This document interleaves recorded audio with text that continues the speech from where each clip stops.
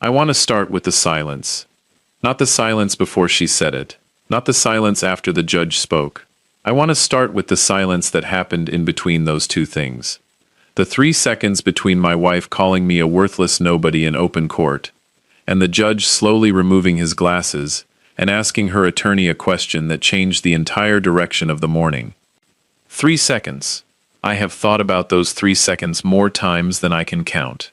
Because in those 3 seconds I did not move. I did not speak. I did not look at my wife, or at her attorney, or at the gallery behind me, where I knew people were sitting. I looked at the judge, and the judge looked at me, and something passed between us in that look that I cannot fully describe except to say that it was the look of one man recognizing another. Not as a celebrity, not as a name, as someone who had done something real in the world, and been recognized for it by someone who understood what that recognition meant. 3 seconds. Then the judge put his glasses on the bench and said, "Counsel, do you know who this man is?" And the attorney opened his laptop, and his hands started shaking. Welcome to Dad's Retribution. Get comfortable. Because this story starts in a courtroom, and it ends in a courtroom, and everything in between is the story of a man who spent 22 years building something extraordinary, while being told by the person closest to him that he was ordinary, that he was less, that he was, in her exact words on the worst morning of their marriage, a worthless nobody who would never amount to anything. She said that in front of a judge. She should have done her research first. Subscribe right now if you are new here, and hit that bell. Because what was on that attorney's laptop, and what the judge said next, is the kind of thing that does not happen by accident. It happens when a man spends 22 years being underestimated, and finally stops letting it go uncorrected. Stay with me. My name is Arthur Pendleton. I am 64 years old. I live in a house I built on 12 acres, outside of a mid-sized city, that I will not name, because the divorce proceedings are still partially active, and my attorney has asked me to be careful about specifics. What I will tell you is this. I am a materials scientist. I have a doctorate from a university that you would recognize, and I have spent 38 years in applied research. I hold, as of the morning I am telling you about, 41 patents, not applications, granted patents. 41 pieces of intellectual property, registered with the United States Patent and Trademark Office, each one representing a specific solution to a specific materials problem in fields ranging from aerospace composites to biomedical device coatings to next-generation battery technology. I tell you this not to impress you. I tell you this because my wife told a federal judge that I was a worthless nobody who had never amounted to anything, and I want you to understand the full dimensions of what she said. She knew about the patents. She had been in the room for the first one 22 years ago, when I came home at 11 at night and told her the application had been granted, and she had looked up from her book and said, "Does that mean you'll be home at a normal time now?" She knew about all 41. Let me tell you about Marguerite. Marguerite Elaine Pendleton, born Fossey in 1963, was the most compelling person I had ever seen when I met her at a university reception in 1998. I was 37 years old and had spent the previous 15 years in laboratories. I was good at science. I was not good at people in the way that social occasions require. Marguerite was good at people the way I was good at science. She walked into a room and the room reorganized around her. I was, to use the technical term, completely unprepared for her. We were married 14 months later. She was a marketing director for a regional luxury hotel chain, organized, strategic, successful. She understood the relationship between presentation and perception in a way I found genuinely impressive.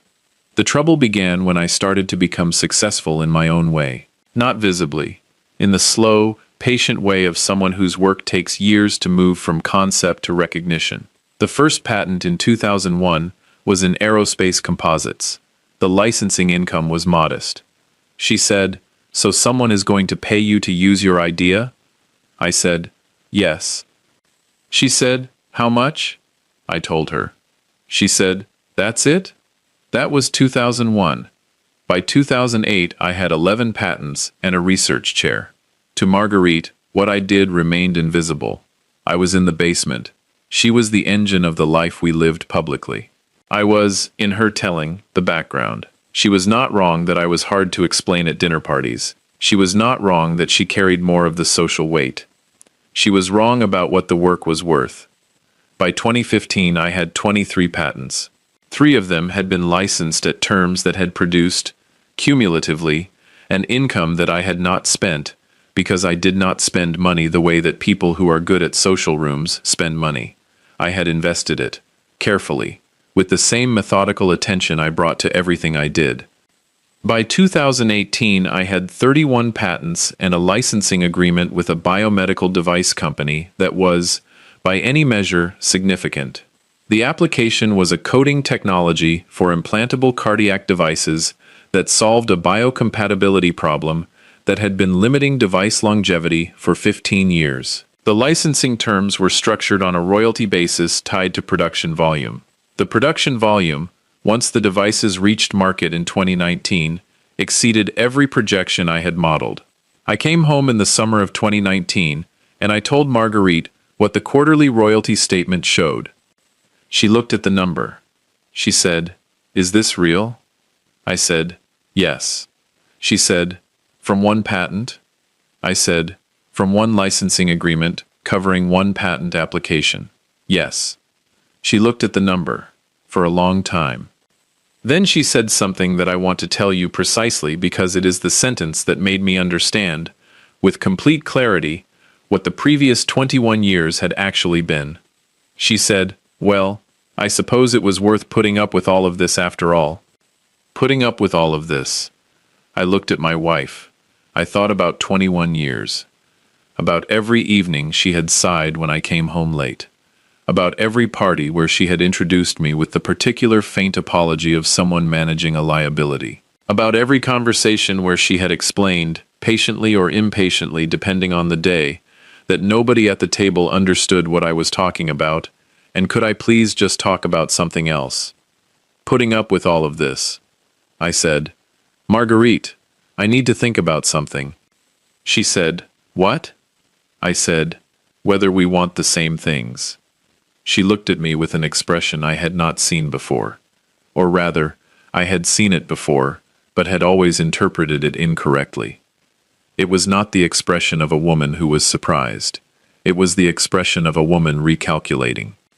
I was not yet sure what she was recalculating, but I was paying attention now in a way that I had not been paying attention before. And paying attention, in my experience, is where everything begins. The next 18 months were the months I need to describe carefully. Because something shifted, not all at once, gradually, in the way that things shift when a fundamental imbalance has been named, even obliquely, and both people know it has been named, and neither is entirely sure what to do about it. Marguerite became attentive in a new way. She was interested in my work in a way she had never been interested before. She asked questions. She attended an event at the university where I was being recognized, which she had not done in years, and she was charming and present and made exactly the right impression, which she was always capable of doing when she chose to. She also, and I noticed this with the attention of a man who had spent 38 years in precise observation, began asking different questions about the financial structures, about how the patents were held, about what the licensing agreements provided for in the event of various contingencies, about what my estate looked like. I noticed. I am a scientist. I do not react to early data. I record it, and I watch for the pattern to confirm itself. In January of 2021, Marguerite told me she wanted a divorce. She said it at the kitchen table on a Sunday morning.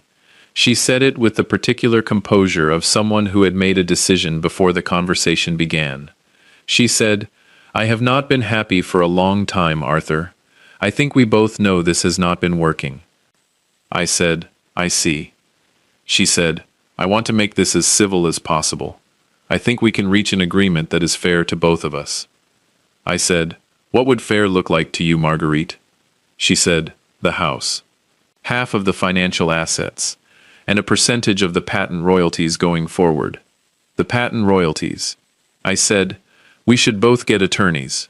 She said, "Of course." I called my attorney that afternoon. His name is Gerald Marsh. He had been handling my intellectual property matters since 2006 and had expanded into general litigation when I had needed it on 2 prior occasions. He was 60 years old, methodical, and had the particular quality I valued most in any professional. He did not tell me what I wanted to hear. He told me what was accurate. I told him about the conversation. I told him what Marguerite had said she wanted. I told him about the royalties. Gerald was quiet for a moment.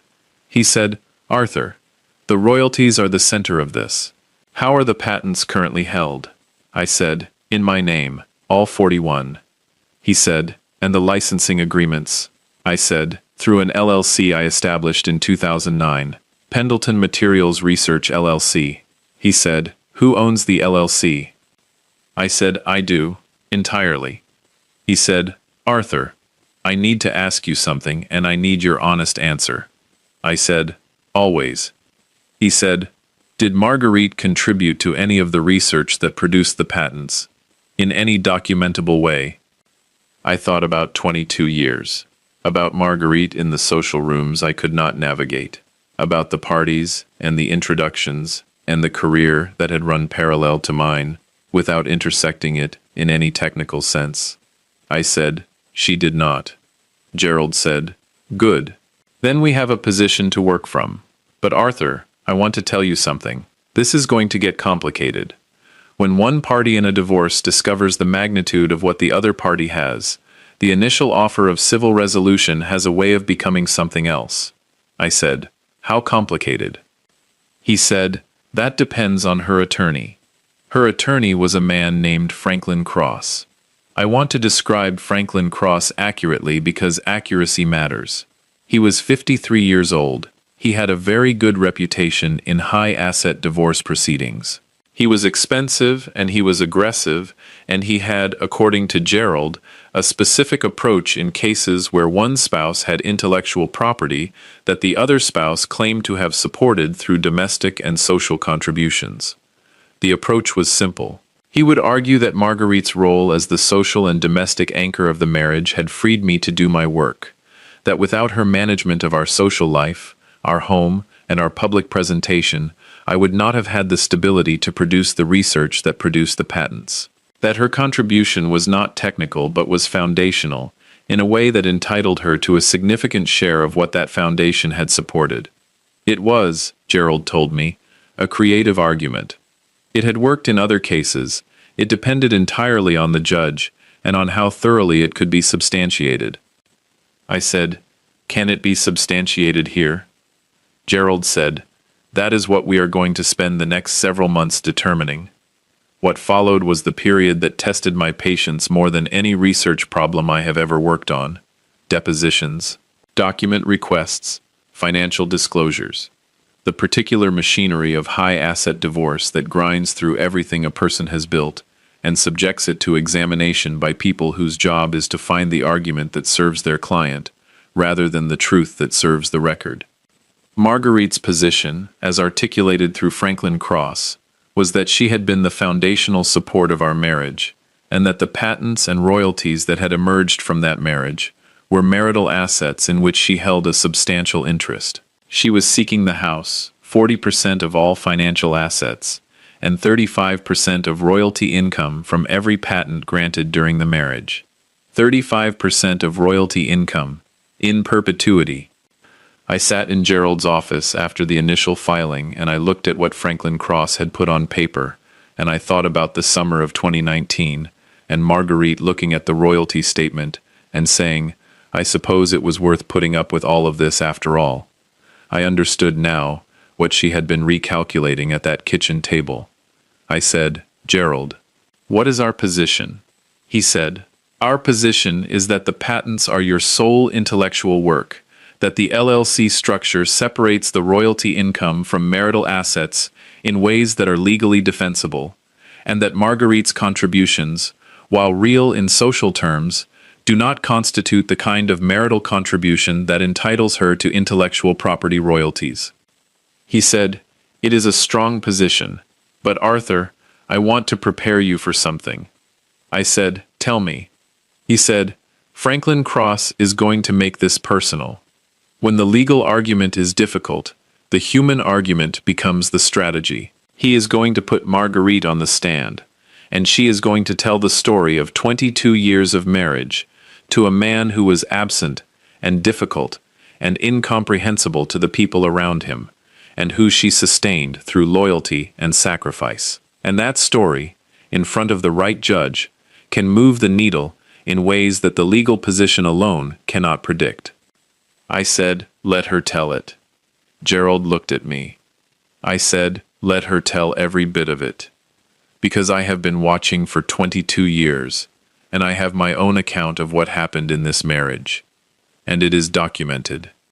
Gerald said, "What do you mean documented?" I said, "I mean that I am a scientist, Gerald. I record things. I have records of my work and my schedule and my output going back to 1986. I have the patent file for every one of 41 applications. I have records of the laboratory hours and the research notes and the conference presentations and the peer review correspondence. I have records of the licensing negotiations and the royalty structures and every financial decision I have made since we married." I said, "I have the record of who built what, and it is complete." Gerald sat back. He said, "Arthur, how complete?" I said, 38 years of complete. Now if you are still with me, and this story is hitting close to home, I want you to do one thing right now. Hit that like button. Because what happened in that courtroom on the morning of the hearing is something that required everything I just described to set up, and it is something I want you to see in full. Subscribe if you are not already here. Then stay with me. We are almost at the door. The hearing was scheduled for a Tuesday morning in April. I want to describe what I knew going into that hearing and what I did not know, because both things matter. What I knew was that Gerald had built a comprehensive legal response to Franklin Cross's filing. He had engaged a forensic economist who had assessed the patent portfolio and the royalty structures and had produced a report that Gerald described as among the most thorough he had seen in 30 years of practice. He had engaged an intellectual property specialist who had reviewed every patent application and had produced a second report establishing the sole intellectual authorship of each one. He had prepared testimony from 3 colleagues who had worked with me across different periods of my career, and who could speak to the nature of research work and the relationship between domestic support and scientific output. What I did not know was what Marguerite was going to say. Gerald had warned me. He had told me she was prepared to be comprehensive about her grievances, that Franklin Cross had spent considerable time preparing her testimony, that she was going to present the story of 22 years in a way that was designed to make me look small. I said, "Let her." He said, "Arthur, I need you to stay completely still when she speaks. Whatever she says, you do not react. You look at me, or you look at the judge, and you do not react." I said, "I understand." He said, "I mean it." I said, "Gerald, I spent 22 years not reacting to things Marguerite said. I have some practice." He almost smiled. He said, "Good, use it." We arrived at the courthouse at 8:15. I wore the suit I wore to patent presentations, which was the suit I wore to the things that mattered. Gerald had his briefcase and his notes, and the particular settled calm of a man who had prepared as thoroughly as preparation allows, and was ready for whatever the morning produced. Franklin Cross was already in the hallway when we arrived. He nodded at Gerald. He looked at me with the assessment of a man who had been building a case against me for 8 months and had formed a specific opinion about what I was. The hearing began at 9. The judge was a man named the Honorable Warren Chu. He was 61 years old, appointed to the federal bench 11 years prior, and had a reputation for patience and precision that Gerald had told me was exactly what we wanted. He had also, Gerald mentioned, an academic background before law. He had a master's degree in chemistry. I filed that information away. Franklin Cross made his opening statement. It was polished, and it was strategic, and it built the picture he had been building for 8 months. The absent husband, the incomprehensible work, The wife who had managed everything that mattered in the real world while he managed things in a world nobody else could see. He used the phrase invisible contribution several times. He used the phrase foundational support. He used the word sacrifice. He was good, I will give him that. Gerald made his response, precise, documented, structured. The IP specialist's report, the forensic economist's assessment, the colleague testimony. He was building the counterpicture with the methodical care of a man who understood that the truth, properly documented, could hold against a well-constructed narrative. Then Franklin Cross called Marguerite to the stand. She was composed. She was, as she had always been, exactly right in a room. She answered the early questions clearly and with the specific detail of someone who had prepared. She described the marriage accurately in its surface facts, the laboratory hours, the late evenings, the social occasions she had managed, the conferences I had attended, the introductions she had made on my behalf at events I could not navigate alone. She was not lying about any of those things. That was the difficult part. Every surface fact was accurate. The interpretation of those facts was where the distortion lived. And then Franklin Cross asked her a question that was designed to produce a specific answer, and Marguerite gave that answer with a conviction that I could see she genuinely felt.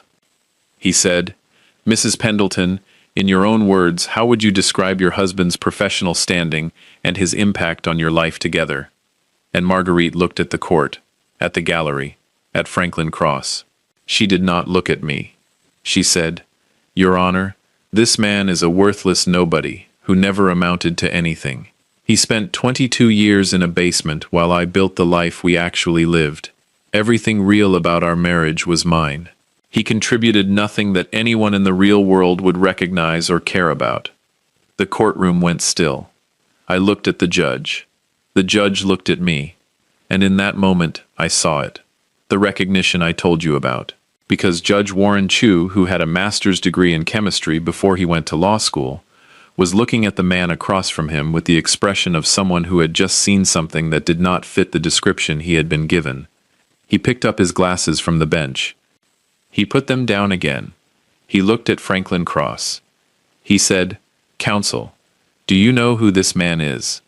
Franklin Cross said, "Your Honor, Mr. Pendleton is the respondent in this." Judge Chu said, "I am aware of his role in these proceedings, counsel. I am asking whether you are aware of who he is professionally." Franklin Cross looked at his laptop. He opened it. He began to type, and I watched his hands. His hands started shaking before he had finished reading. I want to pause here, because this is the moment. This is what everything before it was building toward. And I want to describe what happened in the next 11 minutes with the precision it deserves. Judge Chu said, "Counsel, I am going to take a 15-minute recess. I am going to ask you to use that time to complete your research. When we reconvene, I will have some questions." He left the bench. Franklin Cross closed his laptop. He looked at Marguerite. Something was happening on his face that I had not seen on the face of an attorney in a courtroom before. It was the expression of a man who has just discovered that the foundation of his case was built on an assessment that was not just wrong but spectacularly, documentably, publicly wrong. Marguerite said, quietly, "What is it?" Franklin Cross said, equally quietly, "We need to talk, right now." I sat at the table next to Gerald. Gerald leaned over and said, very quietly, "What just happened?" I said, "Judge Chu has a master's degree in chemistry." Gerald looked at me. I said, "He recognized my name." Gerald sat back. He said, "Arthur." I said, "Yes." He said, "Did you know he had a chemistry background?" I said, "You mentioned it when you described his academic history." I filed it. Gerald looked at me with an expression I had not seen from him before. It was not quite awe. It was the expression of a man who has been a lawyer for 30 years and has just watched something happen that he did not plan and could not have planned, and that was going to change the morning in a way that was now entirely out of Franklin Cross's control. He said, "What does he know?" Specifically. I said, "The biomedical coding patent, the one with the cardiac device application." It was published in a materials science journal in 2017, and it was the subject of a feature in a chemistry research digest in 2019 that had fairly wide distribution in academic circles. If Judge Chu reads that digest, and men with chemistry master's degrees who become federal judges often maintain connections to the field, he will know the patent, and he will know my name. Gerald said, "And the 41 patents?" I said, "If he is searching right now, they are all public record. 41 granted patents, the licensing agreements that are part of the public record, the university research chair, the peer-reviewed publications, the conference keynotes. All of it is there for anyone who knows where to look." Gerald said, "Which an attorney preparing a case against you should have looked." I said, "Yes." He said, "Franklin Cross did not know any of this." I said, "Marguerite's description of me was apparently sufficient for his research." Gerald looked at Franklin Cross across the room, who was now in what appeared to be an extremely tense and extremely quiet conversation with Marguerite. Gerald said, "He built an entire case on the characterization of a spouse who called you a worthless nobody." I said, "He did." Gerald said, "And he did not independently verify what you had built." I said, "He did not." Gerald was quiet for a moment. Then he said, "Arthur, when we reconvene, let me do the talking." I said, "Of course. That is why I hired you." The recess lasted 22 minutes. When Judge Chu returned to the bench, he had a yellow legal pad in front of him, with what appeared to be several pages of notes. He settled into his chair. He looked at Franklin Cross. He said, "Counsel, have you had an opportunity to complete your research?" Franklin Cross said, "Yes, Your Honor." He said, "And?" Franklin Cross was quiet for a moment, that lasted longer than a courtroom moment should last. He said, "Your Honor, I want to request a brief continuance to allow the respondent's team and my client's team to revisit the evidentiary basis of the petitioner's claims." Judge Chu said, "I imagine you do. Request denied." He put his pen down. He said, "Mr. Cross, I have been on this bench for 11 years. In that time, I have presided over asset disputes involving business owners, executives, artists, and professionals of many kinds.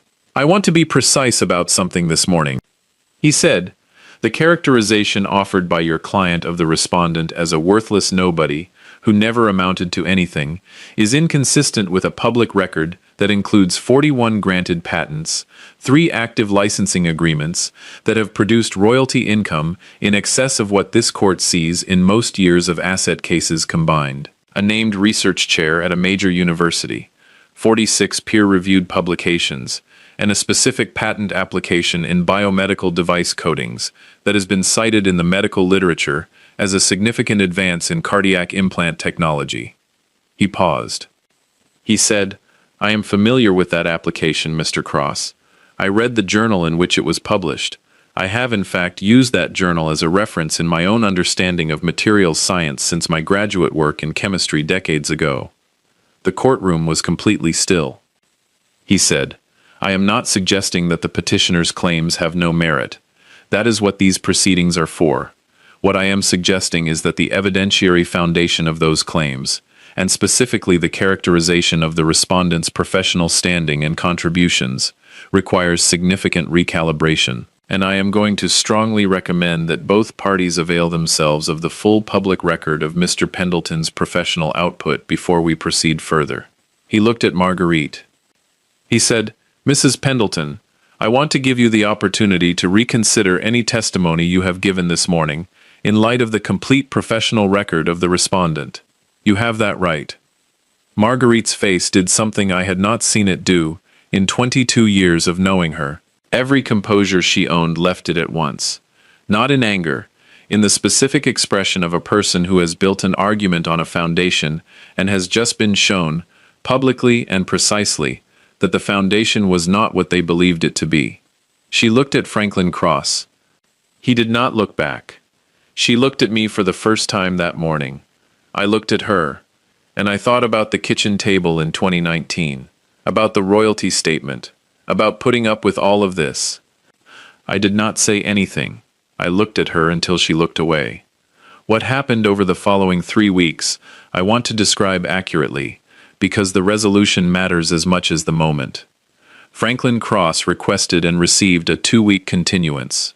In that 2 weeks, the reconstituted picture of my professional record, the 41 patents, the research chair, the publications, the licensing agreements, the royalty structures, the accumulated asset value of what the LLC held, produced a fundamental restructuring of Marguerite's legal position.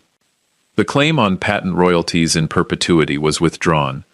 Gerald had always believed it was legally unsustainable, and the forensic economist's report had established that clearly. What the continuance produced was the recognition, on Franklin Cross's part, that the argument he had built around Marguerite's foundational support of an apparently ordinary man was an argument that could not survive the actual record of what the man had built.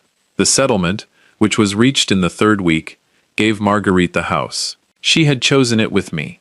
She had lived in it for 16 years. It was hers in the way that a thing becomes yours when you have arranged your life around it for that long. She received an equitable share of the jointly held financial assets accumulated during the marriage. Gerald fought for precision on the definition of jointly held, and the precision mattered.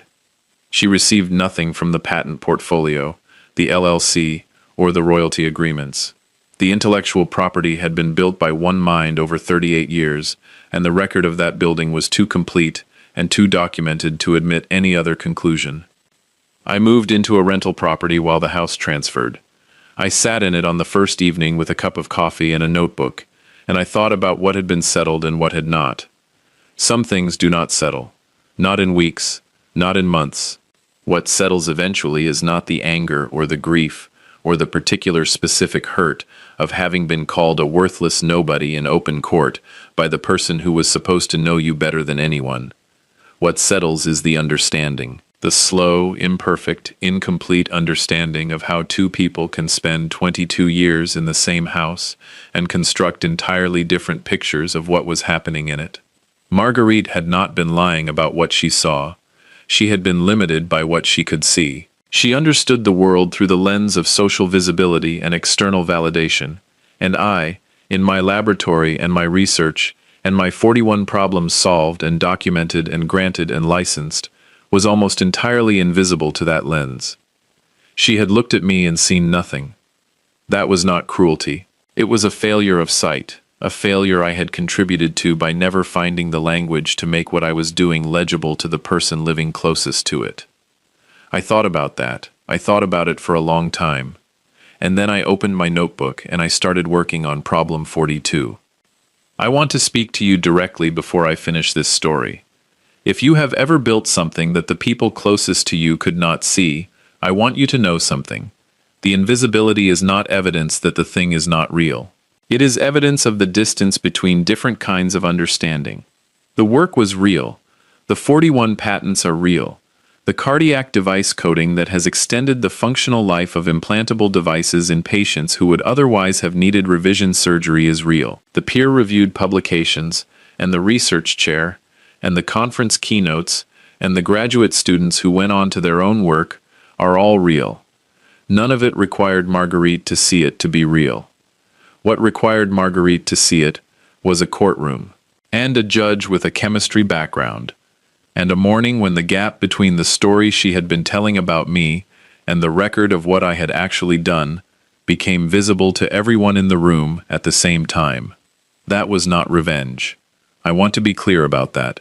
I took no pleasure in her face when Judge Chu read the patent list. I took no pleasure in Franklin Cross's shaking hands. Those moments were not victories. They were corrections. The correction of a record that had been wrong for a long time. The revenge, if there is a word for it, was the 41 patents themselves. The 38 years of work, the problems solved and documented and contributed to fields that matter. The revenge was living the life I was supposed to live, regardless of whether the person across the kitchen table could see what it was worth. That is the only revenge that lasts. Share this video right now if it meant something to you. Hit that like button and subscribe, and leave me a comment below. Tell me about something you built that the people closest to you couldn't see. I read every one. I will see you in the next story.